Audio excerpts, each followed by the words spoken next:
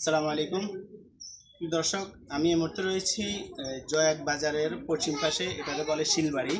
স্বামী হচ্ছে যে খোকন চন্দ্র শীল। এই খোকন চন্দ্র শীল প্রায় 4 থেকে 5 বছর হয়েছে, উনি মারা গেছে। আর উনি হচ্ছে কণিকা রানী শীল। ওনার 2 ছেলে 1 মেয়ে। মেয়েটার বিয়ে দিয়ে দিয়েছে।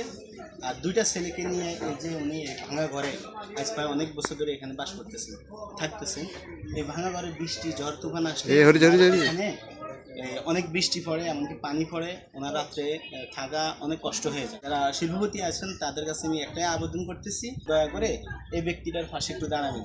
দুটা ছেলে পড়ালেখা করে। কণিকা রানী শীল, ওনার এই পাশে একটু দাঁড়াবেন। 10 জনে হেল্প করলে উনি আসলে এই ঘরে এখানে একটা ঘর করে থাকাটা ওনার জন্য খুবই সহজ হয়ে যাবে। নাম কণিকা রানী শীল, স্বামী খোকন চন্দ্র শীল, মৃত। জয়াক দিঘির পশ্চিম পাশে শিলবাড়ি।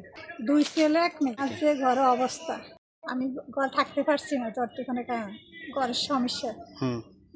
ব্যারিস্টার মাহবুব সাহেবের কাছে আবেদন করতেছি আর ঘরটা যেন ঠিক করে দেয়।